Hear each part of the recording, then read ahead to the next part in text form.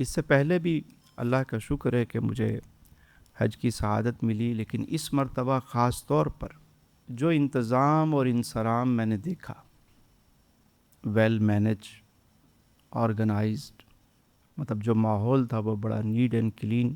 خاص طور پہ وہاں کی انتظامیہ کا جو حاجیوں کے ساتھ رویہ تھا وہ بڑا پیارا تھا. بہت پیارے اخلاق سے وہ ملے، اور جو بندہ بندوں کا شکر ادا نہیں کرتا وہ رب کا شکر گزار کیسے ہو سکتا ہے. تو میں اس موقع پر وہاں کی انتظامیہ کو، سعودی حکومت کو، ان کا شکریہ بھی ادا کرتا ہوں اور انہیں مبارکباد بھی پیش کرتا ہوں کہ اتنے بڑے ایونٹ کو انہوں نے جس احسن انداز سے نبھایا. اللہ انہیں دارین کی خوشیاں عطا فرمائے. اور بالخصوص ایک اور چیز جو میں کافی ٹائم سے اب دیکھ رہا ہوں کہ جتنی بھی زیارات ہیں جو پہلے کبھی ہم جاتے تھے جہاں پر جانا بڑا مشکل ہوتا تھا اور بہت زیادہ سختی کی جاتی تھی، زائرین کو وہاں سے بھگا دیا جاتا تھا اور شرک اور بدعت کے فتوے لگائے جاتے تھے. اب میں دیکھ رہا ہوں کہ ماشاءاللہ ان تمام جگہوں کو ریسٹور کیا جا رہا ہے، زائرین کے لیے کھولا جا رہا ہے اور وہاں بہت اچھے انتظامات کیے جا رہے ہیں. تو یہ بڑی خوش آئند بات ہے اور اس سے زائرین کو بہت زیادہ سہولت ہوتی ہے. جو اتنا سب کچھ خرچ کر کے وہاں جاتے ہیں تو وہ ظاہر ہے کہ زیارت کے لیے جاتے ہیں، محبت کے لیے جاتے ہیں، ان تمام نقشے کفے پاک کو چومنے کے لیے جاتے ہیں. تو اب جو میں دیکھ رہا ہوں یہ تبدیلی، یہ بڑی مثبت ہے. ایک گزارش اور میں وہاں کی حکومت سے ضرور کرنا چاہوں گا، اور وہ یہ ہے کہ جہاں تمام زیارتوں کو ریسٹور کیا جا رہا ہے، ایک ایسی زیارت جو میں سمجھتا ہوں کہ بہت زیادہ جس کا احترام ہونا چاہیے. دیکھیے، ہم صفا اور مروہ پہ جاتے ہیں تو یہ اللہ کی نشانی ہے. ان الصفا والمروۃ من شعائر. اللہ کی ایک نیک بندی بی بی ہاجرہ صفا و مروہ کے درمیان دوڑیں پانی کی تلاش میں. تو چونکہ اللہ کے حکم پر یہاں آئی تھیں، اسماعیل علیہ السلام کی والدہ دوڑیں تو وہاں پر اللہ نے اپنی نشانی اسے اس جگہ کو قرار دیا. تو میری گزارش یہ ہے کہ وہ مقام کہ جہاں سید الانبیاء کی والدہ آرام فرما ہے، مقام ابوا، جہاں سید الانبیاء کی والدہ جب سید الانبیاء کو لے کر آ رہی تھیں اور آپ بیماری کے سبب آگے تشریف نہیں لے جا سکیں اور کس حال میں آپ کا وہاں وصال ہوا، تو بعد میں آقا کریم علیہ السلام خود وہاں تشریف لے گئے. تو اس زیارت گاہ کو، وہ سید الانبیاء کی والدہ کی قبر مبارک کو، میں چاہتا ہوں جہاں اتنی چیزیں آپ بنا رہے ہیں تو میری گزارش ہے کہ وہاں پہ بھی یہ سارا انتظام اور انصرام کیا جائے تاکہ لوگ جا کر وہاں سلام عرض کر سکیں اور دعا کر سکیں. پاکستان کی جو وزارت حج ہے انہوں نے بھی بہت اچھا کردار ادا کیا، میں انہیں بھی مبارکباد پیش کرتا ہوں اور سعودی گورنمنٹ کو بھی مبارکباد پیش کرتا ہوں. اور جتنے حجاج تشریف لے گئے اللہ سب کا حج قبول فرمائے، اور جو زائرین نہیں جا سکے میری دعا ہے اللہ ان کے لیے بھی اسباب بنائے اور سارے انشاءاللہ قافلے کی صورت میں چلیں. مختلف ملکوں کے قافلے میں نے دیکھے تو میں نے دعا کی کہ ایک دن ادارہ تسلیمیات سے بھی قافلہ چلے. تو اللہ تعالیٰ یہ سعادت ہم سب کو عطا فرمائے. حاجی کا جو اصل امتحان ہے نا وہ حج کے بعد شروع ہوتا ہے. آپ دیکھیے کہ جتنے حجاج جاتے ہیں تو پہلے سب کی تیاری کرائی جاتی، تربیتی نشست ہوتی ہے، حجاج کو بلایا جاتا ہے، ان کی ٹریننگ کرائی جاتی ہے. لیکن جو میں سمجھ پایا ہوں ایک طالب علم کی حیثیت سے، وہ یہ کہ حاجی کا جو اصل امتحان ہے وہ حج کے بعد شروع ہوتا ہے. سارے مناسک ادا کر کے آخر میں جب وہ کنکریاں مار رہا ہوتا ہے شیطان کو، تو یہ کنکریاں مارنا کیا ہے؟ سمبل ہوتا ہے نا کسی چیز کو. آپ دیکھیں، ہم نے امریکہ میں دیکھا کہ وہ اسٹیچو آف لبرٹی کہلاتا ہے، وہ ایک نشانی ہے. فرانس میں ایفل ٹاور ہے، فرانس کی پہچان ہے. برج خلیفہ ہے، امارات کی پہچان ہے. وہ یہ جو پھول ہار مجھے پہنائے گئے ہیں یہ کیا ہے؟ یہ ایک علامت ہے محبت کی. سبھی بھائی تشریف لائے، مفتی صاحب آئے، دوسرے احباب تشریف لائے، تو مقصد کیا ہے؟ پھول پہنانے کا، محبت کا اظہار.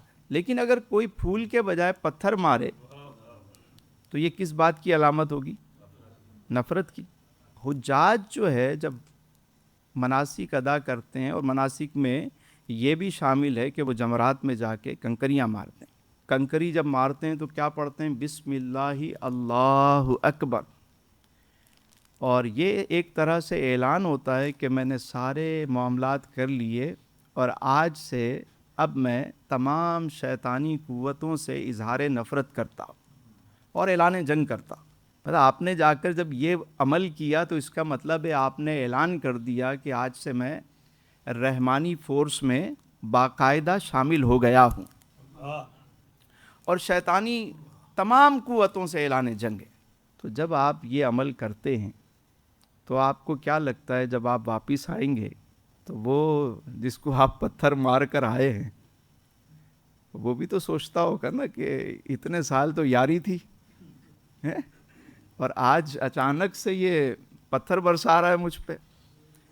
تو جب بندہ حاجی واپس آتا ہے نا تو شیطان پوری قوت سے وہ چاہتا ہے کہ اس کا حج ضائع کرے. خاص طور پہ حجاج کو چاہیے کہ جو شروع کے 41 دن ہیں، چونکہ وہاں پہ میں دیکھتا ہوں ماشاءاللہ حجاج باقاعدہ با جماعت نماز بھی ادا کر رہے ہوتے ہیں، تلاوت بھی کر رہے ہوتے ہیں، دعا بھی ایک ماحول ہوتا ہے. لیکن واپس آنے کے بعد 41 دن خاص طور پہ اپنی پریکٹس کریں ان تمام نیک اعمال کی، خیر کے کاموں کی، تاکہ وہ پرانی عادتیں ختم ہوں اور نئی عادتیں آپ کی پختہ ہوں. اس بات کا خاص طور پہ خیال رکھا جائے. آنے کے بعد اچھی صحبت اختیار کی جائے. حضرت داتا علی حجویری رحمۃ اللہ تعالی علیہ نے آپ نے لکھا کہ ایک شخص تھا، وہ طواف خانہ کعبہ میں مصروف تھا. داتا صاحب فرماتے ہیں کہ وہ ہاتھ اٹھا کے یہ دعا کر رہا تھا کہ اے اللہ میرے دوستوں کو ہدایت عطا فرما، اے اللہ میرے دوستوں کو ہدایت عطا فرما. تو کسی نے کہا کہ اللہ کے بندے یہ مطاف ہے، دعائیں قبول ہوتی ہیں، اپنے لیے دعا کر. تو وہ کہنے لگا کہ میں اپنے لیے دعا تو کروں، اگر میں سدھر گیا اور میرے دوست نہ سدھرے تو میں واپس جا کے ویسا ہی ہو جاؤں گا. لہذا میں یہ چاہتا ہوں کہ میں اپنے دوستوں کے لیے دعا کروں تاکہ جب میں واپس جاؤں تو میرے دوستوں کو بھی ہدایت مل چکی ہو اور میں بھی ان کے ساتھ نیک ہی رہوں. اب بندہ نیک کب بنے گا؟ جب وہ بری گیدرنگ کو چھوڑے گا. وہاں تو آپ نے اعلان کیا کہ ہم رحمانی فورس میں شامل ہو گئے، اور آپ دیکھیے کہ بھیڑیا ہو، شیر ہو، وہ اس جانور پر حملہ کرتا ہے جو اپنے جھنڈ سے، اپنے لشکر سے الگ ہو جائے. وہ جب اکیلا ادھر ادھر ہوتا ہے تو اس پر بھیڑیا حملہ آور ہوتا ہے. اگر نیک لوگوں میں بندہ رہے، آنا جانا رکھے، تو وہ اس کی بیٹری چارج ہوتی رہتی ہے، ایمان تازہ ہوتا رہتا ہے. لیکن اگر وہ اچھی صحبت میں نہ بیٹھے، لیکن ماں کے پیٹ سے تو کوئی برا پیدا نہیں ہوا نا. یہ جتنے نشئی آپ کو روڈ پہ پڑے ہوئے ملتے ہیں، کیا یہ بچپن سے ایسے تھے؟ صحبت کی وجہ سے. تو حاجی کو بھی چاہیے کہ آنے کے بعد اپنی صحبت کو، اپنی گیدرنگ پر نظر ڈالے، اور اچھے لوگوں میں، نیک لوگوں میں، جس روحانی اور جس نورانی اور جس رحمانی فورس میں وہ شامل ہوا ہے انہی میں شامل رہے، تو ایمان کی حفاظت ہوتی رہے گی. اب مجھ سمیت میں چاہوں گا کہ وہ سب بھی ان باتوں کا خیال رکھیں. آخری بات، اور یہ بات ہے محبت کی، مجھے حضرت مسرور کیفی صاحب کا یہ شعر یاد آ رہا ہے. اس سے پوچھو مزہ مدینے کا، رات جس نے وہاں گزاری ہو. اس سے پوچھو مزہ مدینے کا، رات جس نے وہاں گزاری ہو، اور آپ کے اس غلام کے لب پر مرتے دم تک درود جاری ہو. تحدیث نعمت کے طور پہ یہ ایک چھوٹا سا ایک واقعہ میں اپنے دوستوں سے، چونکہ میرے ایک دل کے قریب ہیں اور ایک میرے دائیں جانب ہیں دونوں، اور علی بھائی میرے سامنے ہیں، اور ڈاکٹر صاحب تو رہتے ہی روبرو ہیں. کافی مرتبہ حاضری کا شرف حاصل ہوا. تو آج کل انہوں نے ایک اپلیکیشن وہاں کی گورنمنٹ نے بنائی ہے, اس کے ذریعے لوگ ریاض الجنہ میں جاتے ہیں. ویس بھائی پہلے تو ہر کوئی 4 گھنٹے بیٹھ جاتا تھا, لیکن اب باقاعدہ ایک اپلیکیشن ہے, اس کے ذریعے 10-15 منٹ کا ٹائم ملتا ہے اور اس میں جا کر آپ بیٹھتے ہیں. تو کووڈ کے بعد جب بھی میری حاضری ہوئی تو میرے دوست سنگی بیلی سب جاتے, تو مجھے بھی وہ کہتے کہ بھئی آپ بھی یہ اپلیکیشن ڈاؤن لوڈ کر لیں, چلیں. تو میں ان سے یہ کہتا کہ یہ بھی کیا کم ہے کہ تیرے شہر میں آئے ہوئے ہیں, بس یہاں تو جہاں موقع مل جائے.